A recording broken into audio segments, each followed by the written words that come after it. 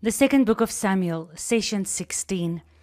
And for session 15, if I offended anyone by saying you'll get screwed over if you don't fix loose screws, I apologize. Actually, it is a very bad thing to say that David was doing that to Bathsheba while speaking to Uriah. So I do apologize for that. It just, at that moment, it made so much sense. But I'm not using it as an excuse. I take full responsibility and I take full shame.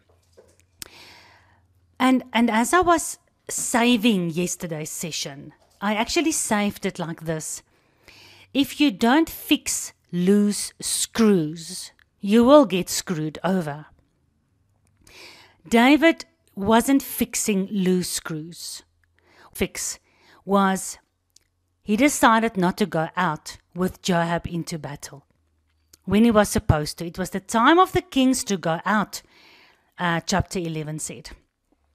The second loose screw is he didn't, satisfy himself with his own wife. Well, he had more than one wife, but he had his own wives. And he didn't spend time with his children.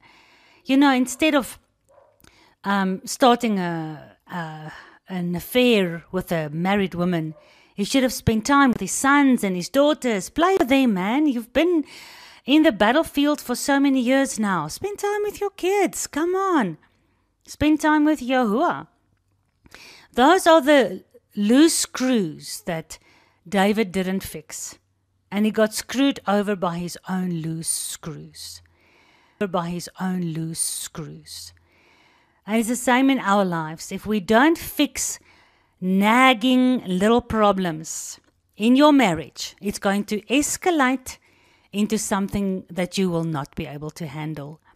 Nagging little issues between you and your son, you and your daughter, you and your daughter-in-law, mother-in-law, whatever. I know. We don't want to do that. We don't feel like doing that. But unfortunately, those little small jackals, in Afrikaans, we say it's the small jackals that can ruin the whole vineyard. Not the big ones, the small little ones. And these small little screws, if one screw in a huge big machine is loose and it comes loose, and that part falls out of the big machine, your whole operation, your whole factory can come to a standstill. We have to focus on the small things so that the big things can run better, so that the ultimate big plan and agenda can work out. So we ended with verse 11 of 2 Samuel 11. Uriah said unto David, as long as the ark and Israel and Judah abides in tents, I'm not going to go to my house. And David said to Uriah, tarry here today also and tomorrow, and then I will let you depart.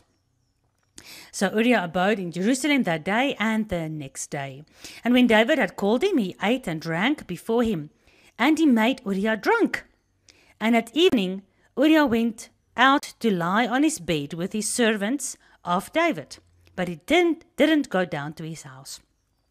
So even when Uriah was drunk, even when David tried this hidden agenda behind and his hypocritical conversations, he was trying to get Uriah to go home and be intimate with his wife so that her pregnancy can be hidden.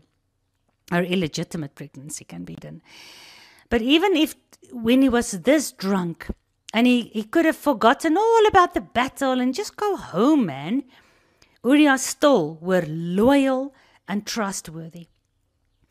And eventually when we see Uriah die in this chapter, in the prophetic, in the beautiful, in the messianic sense, isn't Yeshua the Yah, the light of Yah, the Uriah? Or is light.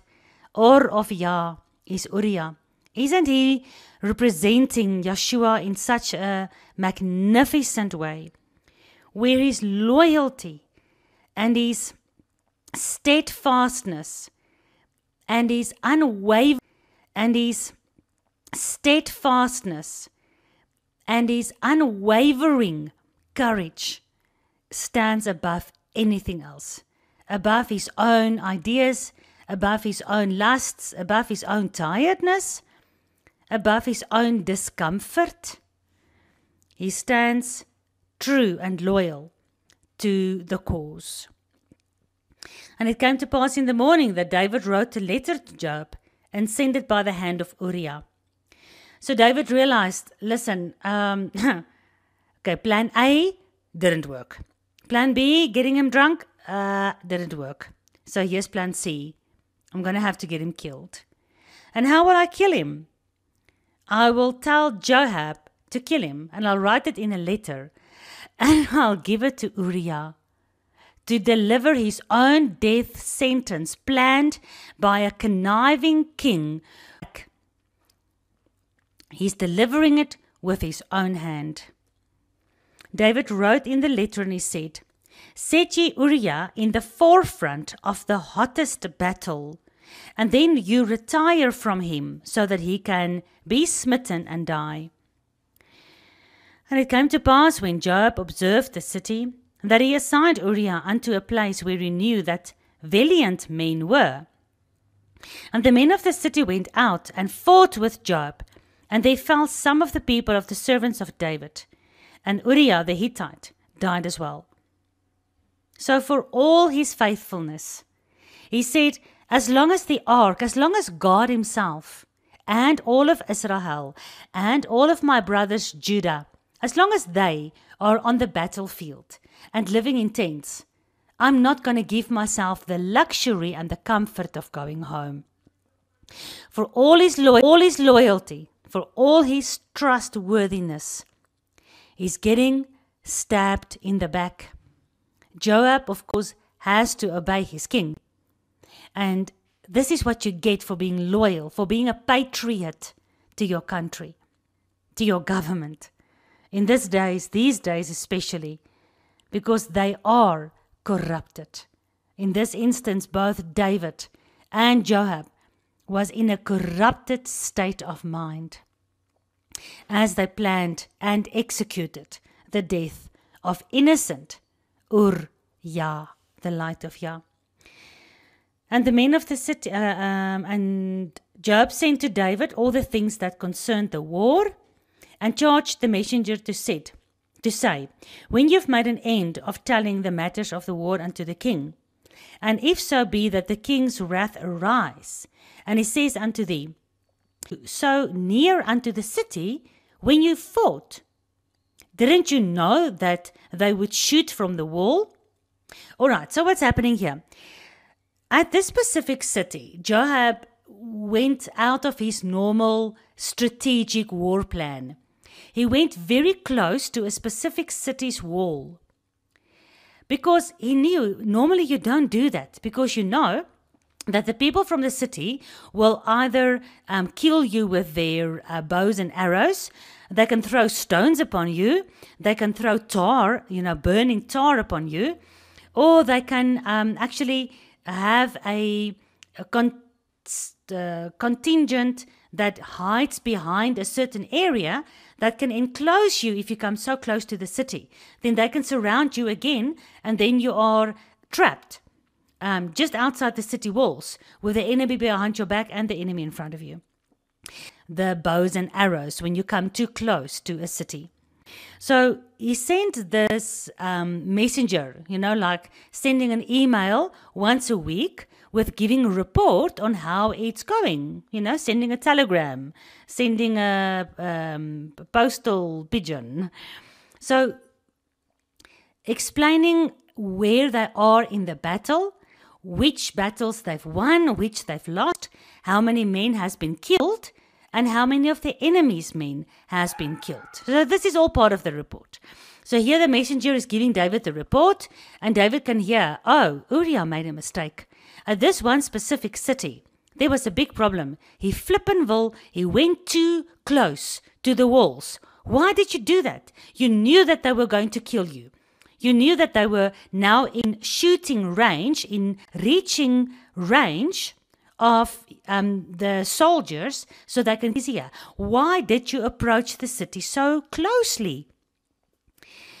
So David, if he gets angry, Joab is now preparing his messenger. If the king gets angry and he says to you, wherefore have you approached so close to the city who smote Abimelech, the son of Jerub-Besheth? Did not a woman cast a piece of millstone upon him from the wall, so that he died in Tebes? Why did you go so near to the wall? All right, so interesting, little bit of history. Not sure if you can remember. I hope you've been with me during the Bible studies of the book of Judges. But in Judges chapter 9, remember, there was a man called Abimelech, and he actually killed 70 of his own brothers. He was an evil man. He was a ruler of Israel, and we went through the whole nation of how the Antichrist is represented in so many of the people inside Judah and Israel themselves. So yeah, Ahimelech went to fight against this town or this city called Tebes. And when he went up to the walls of the city, in verse 53, it actually says, was it now verse 53? Yes, it says that he came so close to the city walls that a woman killed him and threw the upper part of a millstone upon his head. And of course, his head exploded or his neck broke or something. And then he wasn't dead immediately, and he didn't want to die by the hand of a woman. So he told his armor bearer to please kill him. But the problem was he came too close to the city walls. So David reminds them, why did you come so close? Don't you remember? We are supposed to remember all the... So David reminds them, why did you come so close? Don't you remember? We are supposed to remember all the lessons that we've learned. That's why it says, remember the Sabbath day. Every single week, you remember the creation week. Every single time we have Pesach, every time we read the Torah, we see over and over again, remember what happened when I led you out of Egypt. Remember how I smote Pharaoh.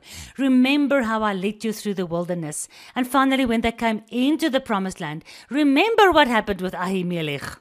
Don't go so close to your enemy city walls, God doesn't write anything down for nothing. He doesn't write it down for entertainment or for history only. It's written for our admonition, our training, and our encouragement, as upon whom the ends of the ages have come. But even along the way, what happened in the book of Judges was written down for you to learn from. Why didn't you learn from it? But we must also have the same kind of attitude. Everything written down, even on how to fight in a battle. Not only the spiritual things are written down for us to learn from. It's excellent. So, Joab is very clever. He's going to give, I've got good news and bad news. The bad news is we've lost the battle against a specific city when we went too close to the wall. And then, messenger, if David gets angry, then you will tell him the following. Verse 21. Then when he gets angry, you will say to him, of all the people that have died, your servant Uriah the Hittite has also died. So think about this.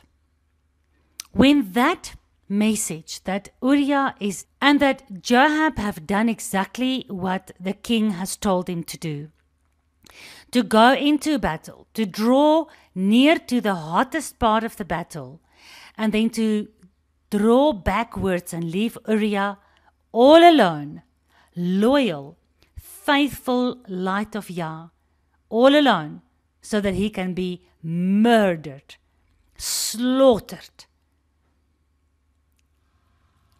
And some other men have died also. It wasn't just Uriah.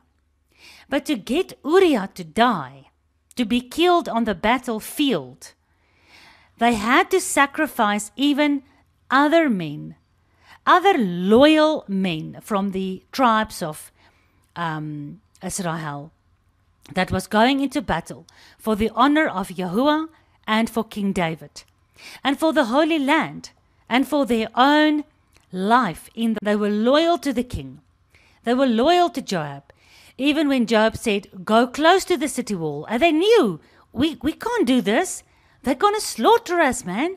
But Joab says, go. So what do we do when we go into the army? They tell you, go fight the Third World War. We have nothing to do with it, man. We are not part of that battle. We are not choosing sides. We are not such idiots to fall for the puppet masters who are magnificently and craftily playing this whole theatrical movie where you end up choosing sides because you believe the narrative being fed to you on mass media. We are not going to fall for that. So we have nothing to do with that battle, if it indeed does exist. Half the battle is staged. The other half, although innocent people are dying on both sides, are dying, and on both sides a lot of stuff is staged, and on both sides a lot of media is lying, but it's always the innocent people that are suffering. And because there are suffering happening, it just depends on which side makes you cry most when you see the sad pictures and images that they feed you on media, and then you choose a side, and then you send your sons and your daughters into battle to go and get killed for a war that has been planned more than 150 years ago by the New World Order puppeteers. You send your children because you are loyal and faithful. You're a patriot. Your child is a patriot. He goes and he dies in a battlefield for his commander, for his government, for his country. While his commander, his government and his country, for his country. While his commander, his government and his country all belongs to the same federation. And is ruled for the benefit of the Fed. Not for the benefit of the people. And so Uriah and all his companions who were just doing their service were sacrificed on the battlefield to satisfy the lust of a king. And the messenger said, after he said to David, he went and he came and showed David all that Joab had sent him for. And the messenger said unto David, surely the men prevailed against us and came out unto us in the field, and we were upon them, even unto the entering of the gate. And the shooters shot upon your servants, and some of the king's servants died. And your servant Uriah the Hittite has died also. Then David said unto the messenger, thus you will say unto Joab, let not this thing displease you, for the sword devours one as well as another. Make your battle more strong against the city, and overthrow it, and encourage you him. So David received the message. Thank you very much, Joab, for your good and faithful service to me. Don't feel bad, Joab. Don't feel bad about what happened. Sometimes you die, if you go into battle, some people die. Some people make it, but some people die. So don't feel too bad about it. Don't let it bother you. Don't let your gewete, your consciousness, don't let it destroy your gewete, your consciousness. Don't let it destroy your sleep at night. Don't let it keep you from prayers. Don't let what you've done stand between you and the Lord. When you go on your knees to pray for Him to bless you in the battle for tomorrow, go back to the city and go and overthrow it. And when the wife of Uriah heard that her husband was dead, she mourned for her husband. And when her mourning period was over, David sent and fetched her to his house, and she became his wife, and she bore him a son. And they lived long and happily ever after. Hey? The big white horse of the king that he drove on into, and he swooped up the beautiful princess, and they lived happily ever after, right? Chapter 11 ends with, "But the thing that David has done has displeased Yahuwah Elohim." Because what do we have here? In the previous session, I showed you that Bathsheba means daughter of 7. And she is the daughter of Eliam, which means God is my oath. I make an oath to God. The oath of the God of the people, God of people. And she's the wife of Uriah, the light of Yah. So the daughter of 7, or the daughter of oath, the daughter of the repeating cycles of God's 7-day creation, 7 yearly feast days in which his covenant, yearly feast days in which his covenant is foundationally described. The covenant daughter of the God of the people, God of all people, wife to the light of Yah, married in covenant. She's the daughter of covenant. She is in covenant with the light of Yah. She is the daughter of the of all the people of the world. She must be cleansed. She must wash. She must not, betray David, but she must be washed from her uncleanness. Purified, 11 verse 4. Purified from her uncleanness. The daughter of covenant must be purified. She's the light of Yah. She's married to the light of Yah. State of the wife of God, and he had to eventually divorce her. He had to write her a bill of divorce. She became defiled in the world. She went and was scattered into every tribe, nation, and tongue. And there she worshipped other gods, Deuteronomy 4. Gods that her forefathers didn't know. She defiled herself under every green tree. She worshipped and burned incense to Ashtoreth and to Baal. She went into the uncleanness of following her own heart and doing what is right in her own eyes. She must be washed from her uncleanness. Her husband must die. Her faithful, loyal husband who doesn't put his own comfort above his responsibility. This husband is described in Philippians 2.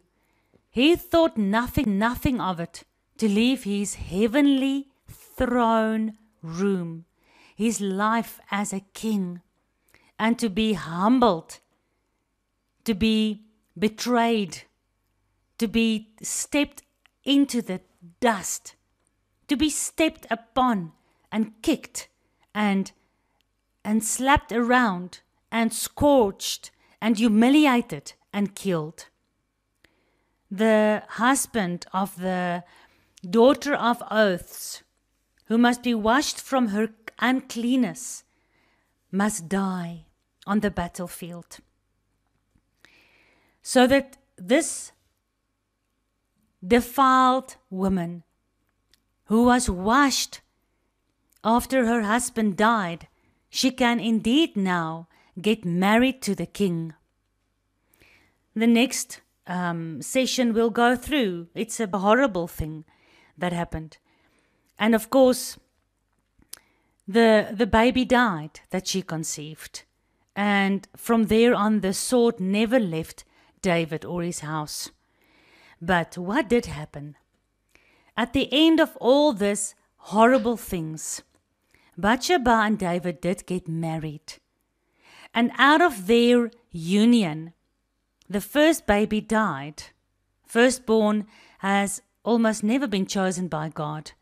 According to the Torah, the firstborn is chosen. So Cain was the firstborn, but yet the seed or the word, the love of God was in Abel. Esau was firstborn, but Jacob was chosen because of the seed that was inside of him. his intentions, him following after his father Abraham and Isaac. That seed, that firstborn right that belonged to Reuben was eventually given to Joseph, and then it was given to his 2 sons.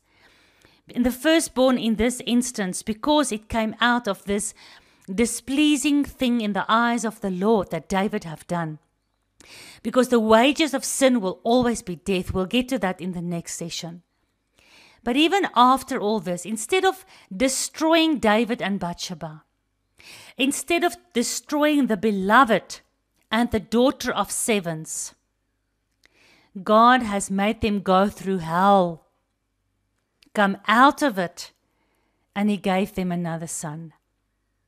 And that is the son of David, the son called Shlomo, the man of peace, who ruled and reigned, and there was no war. Peace, who ruled and reigned, and there was no war, who built the temple, who glorified God in such a fantastic way.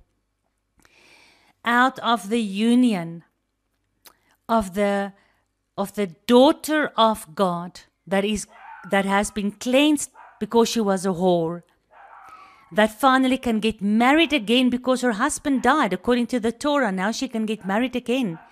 And she gets married to the king who was a shepherd boy. And out of them comes forth the millennium kingdom of peace. I'm hoping I make sense.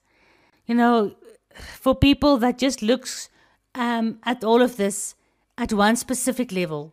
And then they say, yeah, but how can she now, how does this represent, she gets married to God, and out of that comes forth Yeshua, the Prince of Peace, because Yeshua came from Mary and not from... I think that you are not looking at the messianic symbolism like that.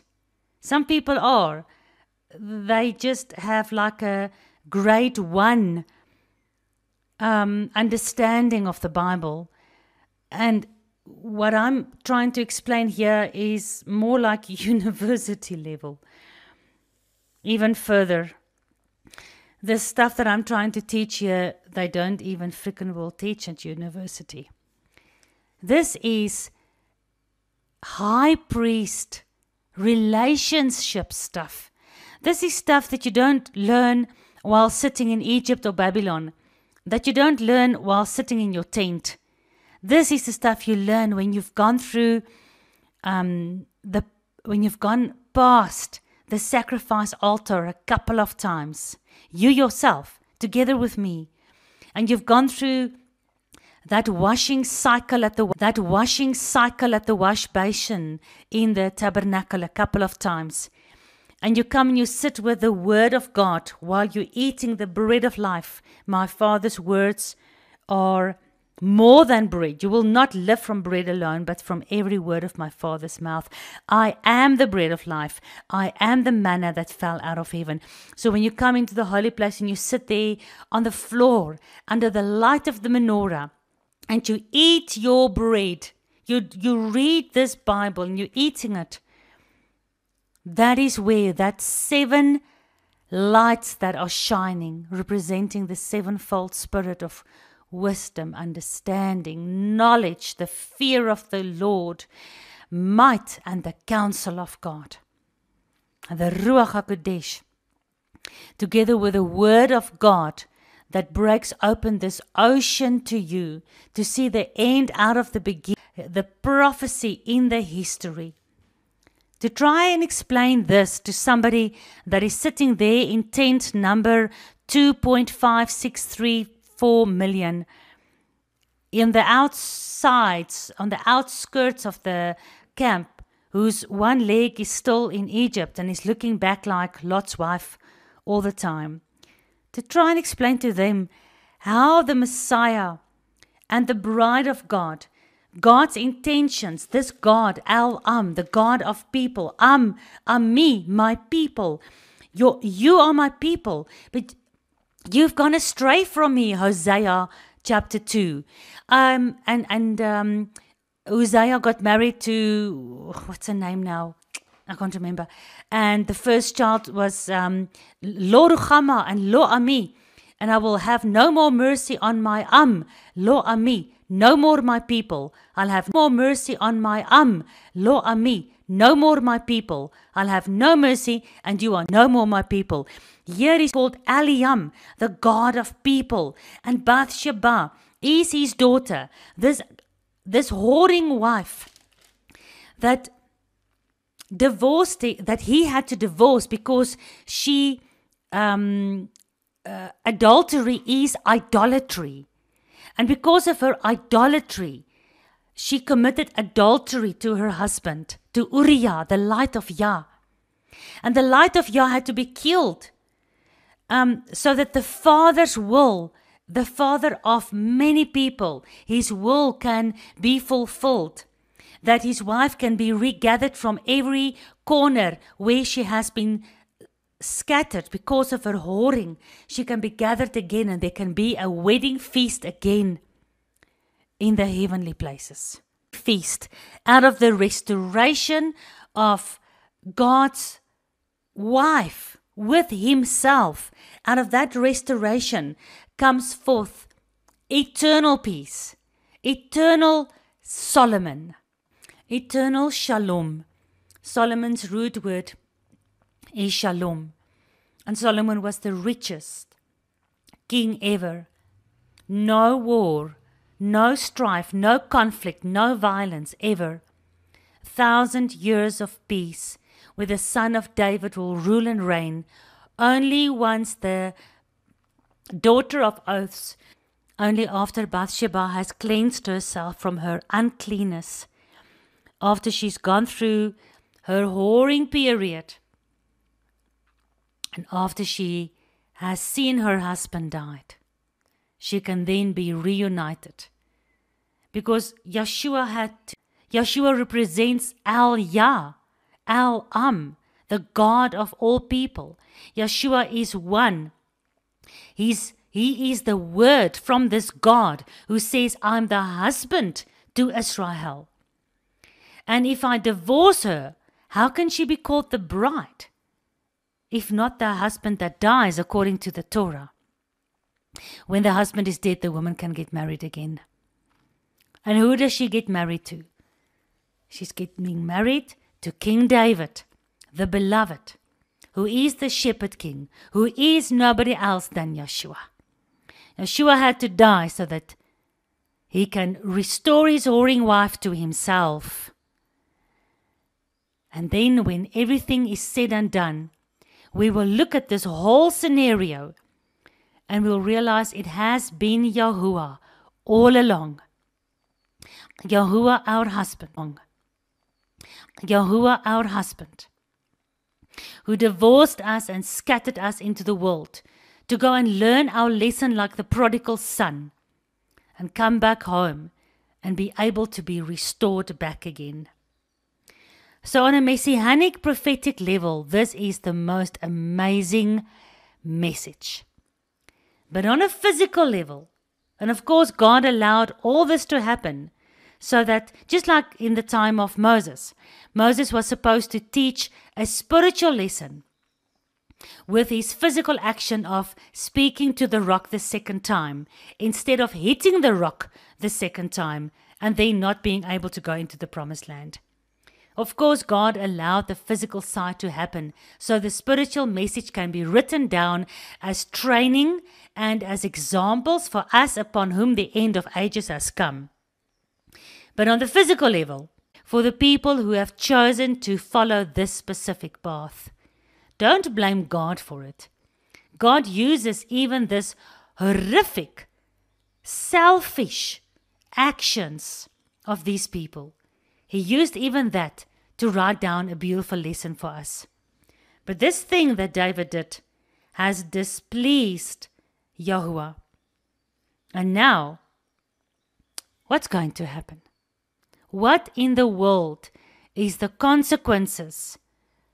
Dearly beloved, not talking to David, I'm talking to all the dearly beloved, all of us who follow this God and who are the beloved of this God.